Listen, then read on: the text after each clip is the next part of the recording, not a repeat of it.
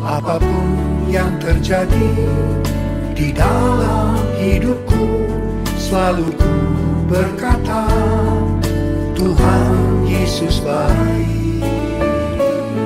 Dalam segala hal yang terjadi, tetap ku berkata, Tuhan Yesus baik.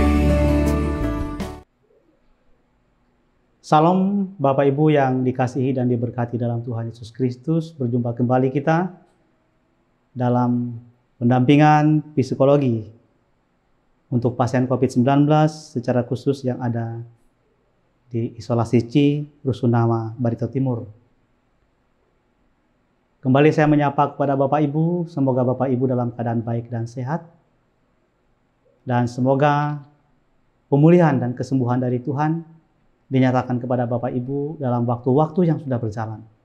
Sehingga dalam pemeriksaan selanjutnya, dalam swab selanjutnya, mendapat hasil yang negatif, sehingga bisa diperkenankan untuk pulang dan bisa diisolasi mandiri di rumah masing-masing. Hari ini saya mulai dengan sebuah kesaksian tentang bagaimana kita mampu bersukacita dan bersyukur di tengah kesakitan dan pergumulan yang kita alami. Richard Stern, pimpinan dari World Vision, mengunjungi sebuah gereja di Port-au-Prince, Haiti, kira-kira 1 tahun setelah gempa bumi melanda dan menghancurkan gereja yang ada di tempat itu. Bangunan gereja itu terdiri dari sebuah tenda yang terbuat dari terpal putih dengan selotip yang didirikan di tengah-tengah kamp yang luas bagi ribuan orang yang masih tidak memiliki rumah setelah gempa bumi yang begitu dahsyat. Di baris terdepan duduk 2 orang yang sudah diamputasi kakinya, berusia sekitar 60 tahun. Mereka bertepuk tangan dan tersenyum sementara menyanyikan lagu dan menaikkan doa mereka kepada Tuhan.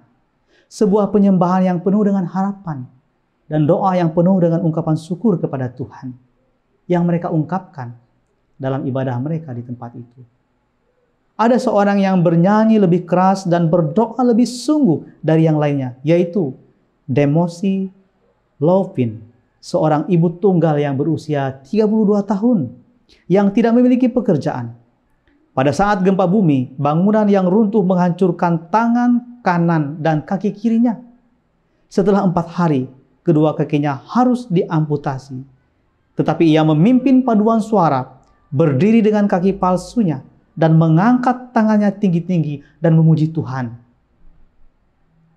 Setelah kebaktian itu selesai, Bapak Ibu, Richard Stern bertemu dengan Demosi dan 2 anaknya.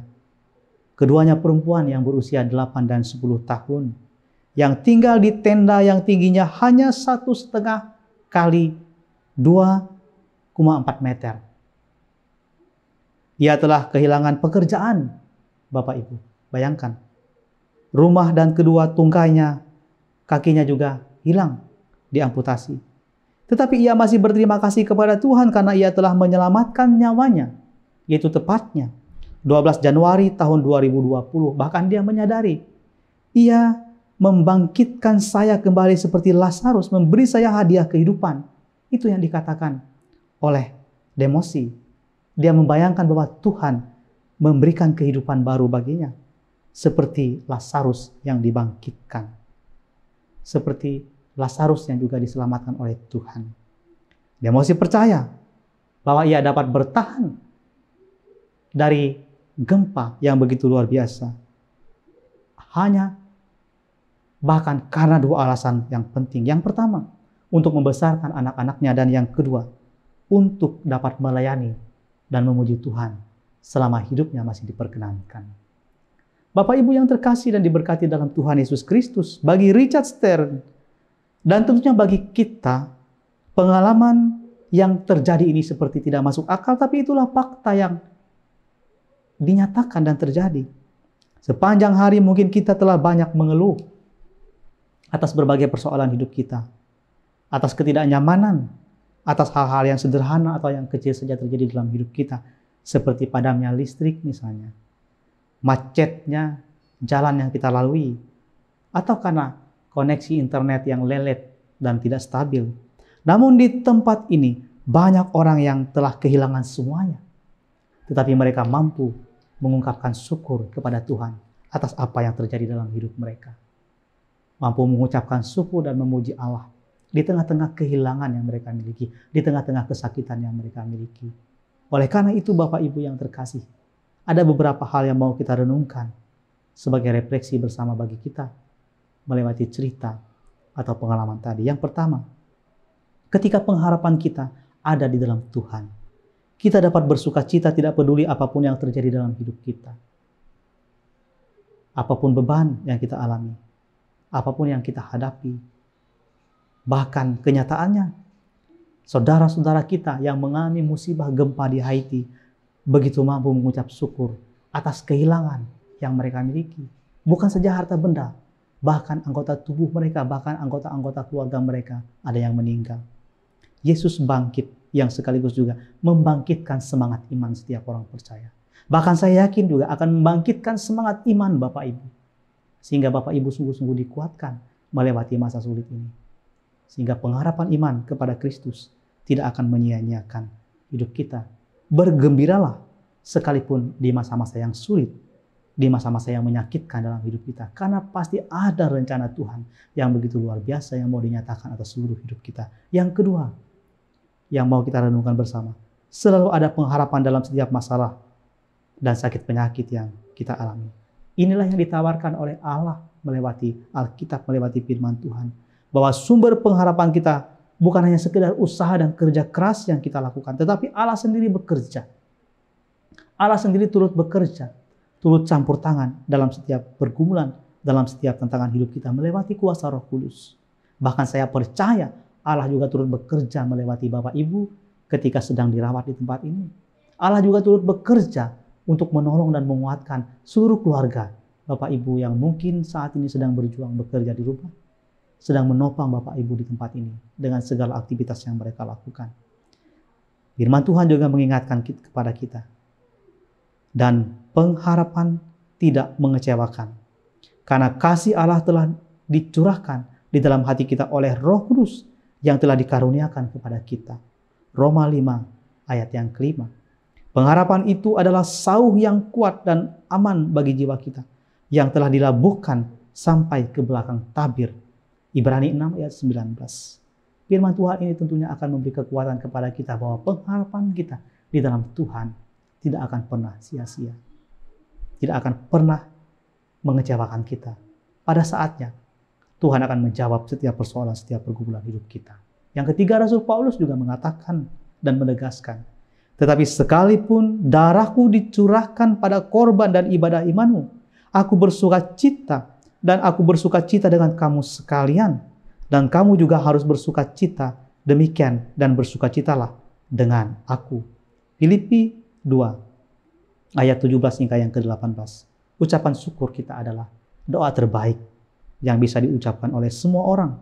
Ucapan syukur kita adalah mengungkapkan rasa terima kasih kita atas kasih karunia, atas berkat-berkat Tuhan dalam sepanjang hidup kita. Dalam situasi apapun kita Bapak Ibu, kita harus tetap bersuka cita. Harus mengucap syukur kepada Tuhan. Dan lebih penting daripada itu juga, kita harus memiliki pengharapan yang teguh di dalam Tuhan. Bahwa badai kehidupan yang kita lalui pasti akan mampu kita hadapi dengan pertolongan dan kuasa Tuhan dalam sepanjang hidup kita.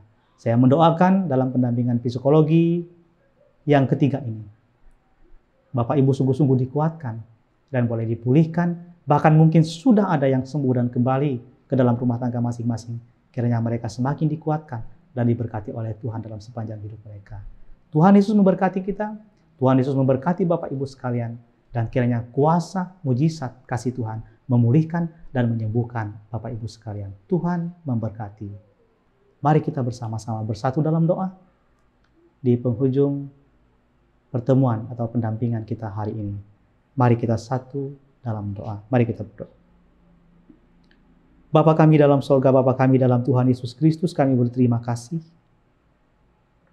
karena kembali pada hari ini kami bisa bersama-sama dipertemukan dalam pendampingan bagi pasien COVID-19. secara khusus bagi saudara-saudara kami yang beragama Kristen Protestan. Karena itu pada kesempatan ini, kami terus mendoakan bagi Bapak Ibu terkasih yang terpapar positif COVID-19, yang saat ini sedang dalam penanganan dan perawatan.